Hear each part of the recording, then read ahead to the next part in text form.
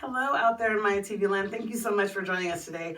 I am one of your hosts, Nina Childs, and I am here today with a celebrated fashion designer, musician, and author, Mrs. Celeste Friedman. Celeste, welcome to the show. Hi, everyone. Thank you so much. I'm happy to be here. Thank you so much for being with us today. So I always like to get started, as our viewers know, with just letting them know a little bit more about you, where you're from. Okay, so I currently live here in California, and I was born in the Philippines, grew up in a little island called Cebu, and then I immigrated to the United States in 1972, so I was 12 years old. And been in California ever since, so I consider myself a California girl. You are definitely a California girl. You're an American if you've been here since you were 12, yes, for sure. Yes, for and sure. now you're a multi-hyphenate. You are a fashion designer, you're an author, you are a musician. So let's just talk about fashion design first, because you own a fashion line called Bontica. Yes, I do. And let's talk about that. How did you go down the path of fashion design? Well, I really didn't wake up one day and say, I'm going to, be a fashion designer. When we were 12, I was 12, we didn't have a whole lot of money. So my mom bought a sewing machine and said, okay, you're going to learn how to sew your own clothes. And so that's how I got started. And I sewed my own clothes, my own prom dresses. We didn't call it prom in my school, but it was the banquet because I went to a Christian school. So I made my own clothes. Some of the kids laughed at me, saying, "Oh, it looks so homemade," and some said, "Oh, that's so pretty." So I just kept going anyway, and just did my thing.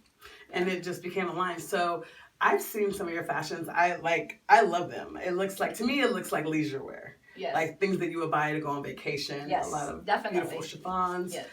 flowy pants, and kafgans. So who would you say is your customer? Who do you design for? Okay, so this whole line actually came because I couldn't decide what to pack when I traveled, and I traveled extensively over the last few years, and so I would have suitcases full of mix and match things. Okay, big suitcases. I would pay extra at the counter, at the airline counter. So the line is really designed to kind of streamline your outfits when you travel. So who is my customer? Well, it's the 35 on up woman. I design for small, medium, large. Me. Yes, for you. Exactly. Extra large. Extra large. Yes, we are coming out with extra large. Thank you. And it's really and now with all the new regulations for the airlines, they want you to just, it's not as lenient as it was before. So, like, hand carry is now, 7 pounds? Oh, wow. Yeah. Because you're going to other countries to get fabrics and inspiration and things like that. Right. And I love woven fabrics. I love colors. Yeah, my line's very colorful. I can see it's very colorful. And so we have a lot of reversible pieces. So mix and match. You can expand the line. It's 2 for 1. Yeah, 2 for 1. In fact, I have 2 pieces that are reversible, both kimonos and pants, and you can get 4 outfits out of it. So kind of practical on that side, and my best-selling one is my reversible skirts. But my new line is amazing. You guys should take a look at it. So we'll get into that later, where you can find all of these fashions. And now, so with that being said, I always like to ask designers, like, what are some of your favorite course materials to work with? You talked a lot about how you like flowy fabrics, and yes. What is your favorite like textiles and fabrics to work with? So let me just backtrack a little. I saw a documentary once, and it was on fast fashion and how it was not doing any good for the earth. Absolutely. I think I've seen that same documentary, yeah. And it really bothered me. So when I came up with my new line, I said to myself that it has to be sustainable, for one thing. And it also has to have purpose. And so when searching for fabrics, with the flowiness that I like in my designs, it's a challenge because a lot of the fabrics available are always dyed. So my dyes are natural dyes. Their hand died, actually. Mm. And so I do have a tie-dye line that's coming up as well. I love And tie-dye. yeah. And so, yeah, so I like silk. Ooh. Silk, and I really try to make it as natural as possible. And it's a challenge. It really is. I'm sure that it is. I mean, just being with, tariffs, the new tariffs and things like that, there's a lot to consider when going into your next collection. But you are multi-hyphenate, so let's get into that, because fashion is just one of the things that you do. Yes. You're also a very gifted musician. You play the clarinet and the piano. Yes. You're classically trained in piano since Yes. 4 years old, Yes. as we talked about. And you also are an author. Now, with the music, how did you get into music? Well, it's really funny because if you're Filipino, you have to either sing or play the piano, play some instrument. Or be an actor, right? Be an actor or be a nurse. Oh, a nurse, okay. Yes, but my mom sat me down one day and said, on the piano, and she said, "You're going to be taking piano lessons today. A teacher's going to come by." So, and that was the start of it. How old were you? I was 4 years old. You were 4, I Yeah. mentioned that earlier. So you've been playing piano for a very long time. Very long time. But I kind of put it aside. I put it aside for about 20 years. I didn't play.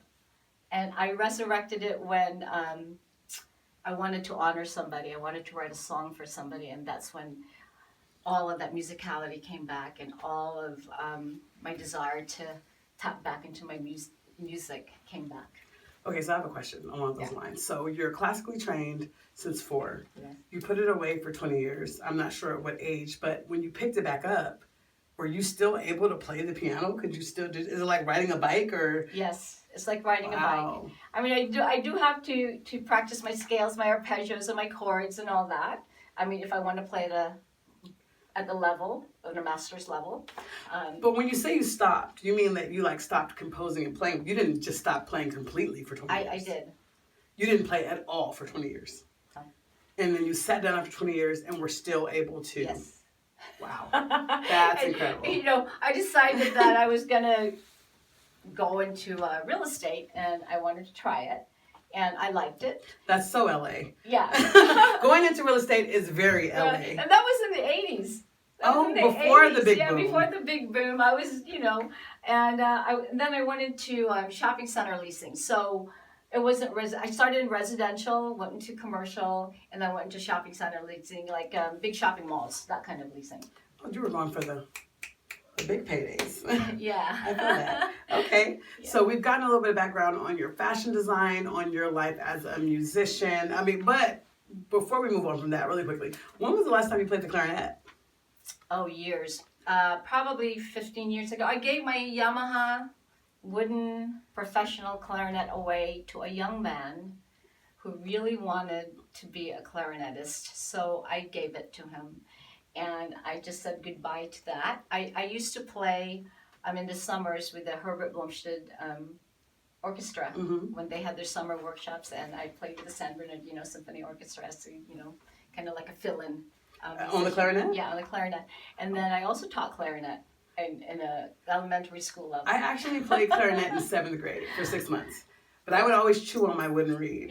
That's what they're called, right? The reeds? Yeah, the reeds, yeah. I would always chew on them, and I'm like, I think I was good. I think I was pretty good. I should have stuck with it. It's not that hard, right? Well, I'm not going to say it's not that hard. It's not the trumpet, but it ain't easy. Yeah. To be good and to be able to teach. Yeah. So. And I remember when I had to choose an instrument in college, when I entered college, and they said, okay, you've got to declare which major you're going to have. It's going to be piano or clarinet. And I said, it's going to have to be the piano.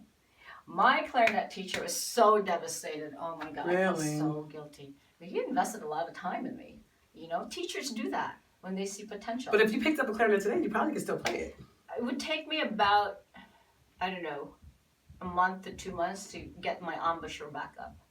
I tried it actually. 15 years ago, I decided I was going to take clarinet lessons just to see if I can get back into it, to see if I can, play in a community orchestra. It was hard.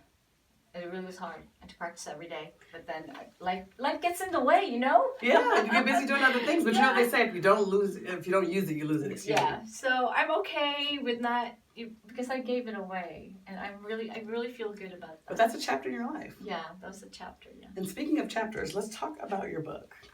So, Butterfly. Mrs. Celeste, who happens to have the same namesake as one of my favorite cousins, is also a published author, and she has this amazing non-fictional memoir called Butterfly, Where Heart Meets Fate, The Infinite Journey of Love and Karma. So let's talk about your book. Okay. How did this journey begin? What made you say, hey, I'm going to write a book? Okay. So, wow. How much time do you have? How much time do we have? We got at least 10 minutes. Look, let's go. I gotta put this back in perspective here. So, in 2021, I lost a very, very special person. And I had to find a way to heal my broken heart. And so I journaled. And I've been journaling over the last, 10, 12 years. And I took pieces of that journal and created a story. And even though I started out to heal myself, it started to look like, you know what, this could be a guide for other people as they journey through their grief, through unfulfilled dreams, through changing your circumstances, grasping onto this notion of karma being responsible action, and having life and love transform you.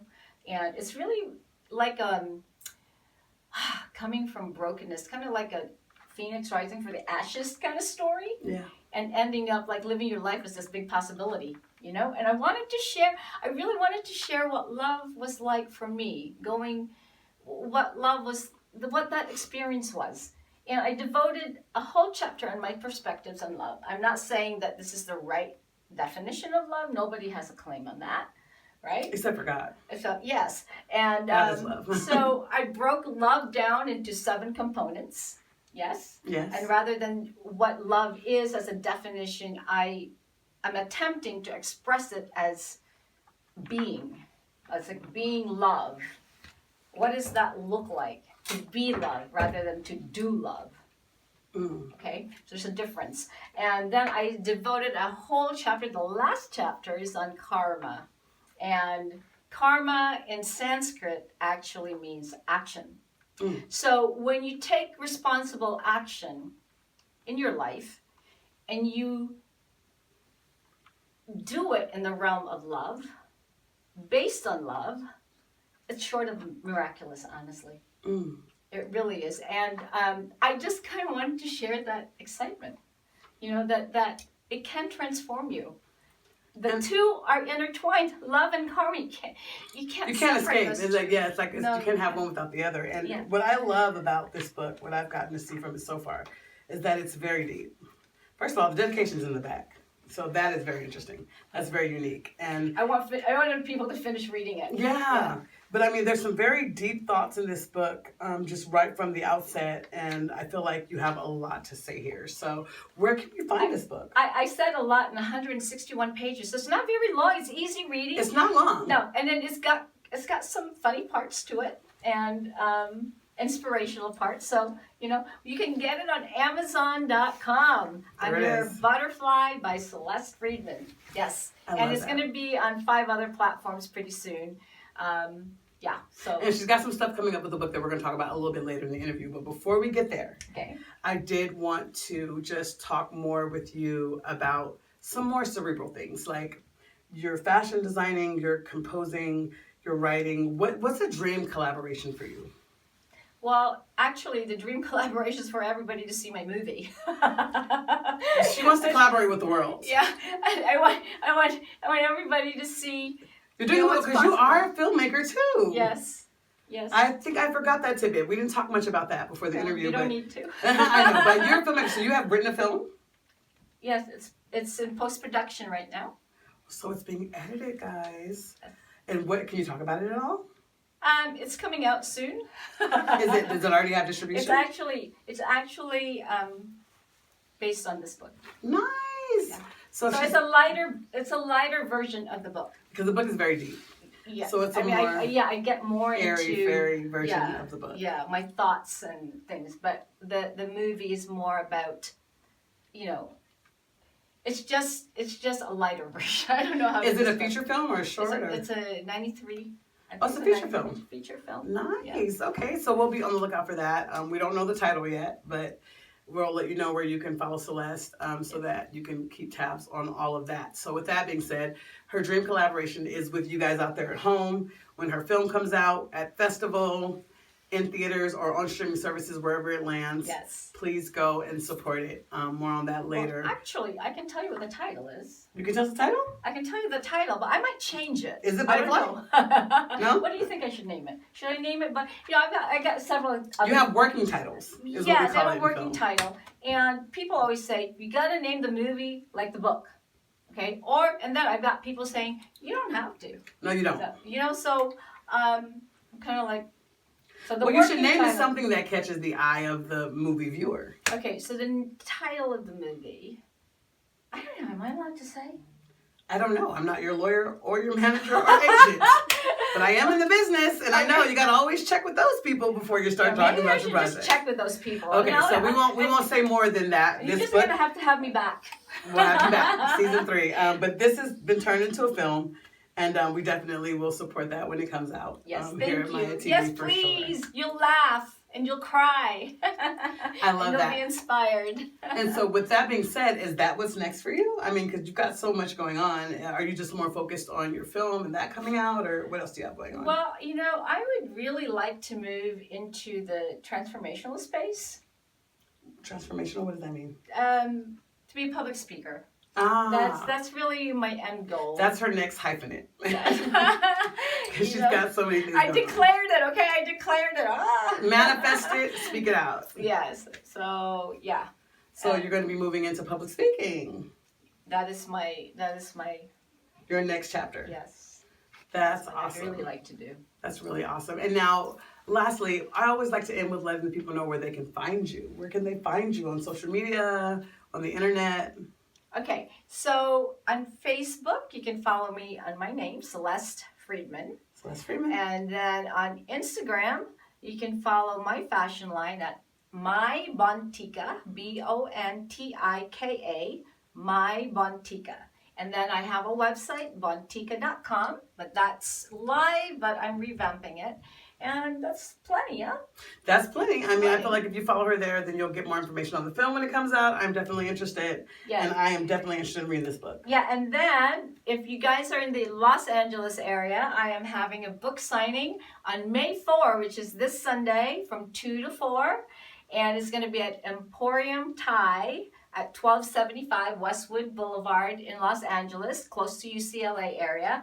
And come for food, fun, networking, and inspiration. Are you going to be reading some excerpts from the book? Yes, I will. That's and, amazing. And somebody's going to be moderating it, so there'll be questions and answers. Yeah. I love that. All right, guys. Well, we want to thank you so much out there in Maeya TV land for watching. We want to thank Miss Celeste Friedman for coming and taking time out of her day to talk to us. Yes. We love you guys so much, and thank you for watching. We will be back with more interviews, so stay put. Bye.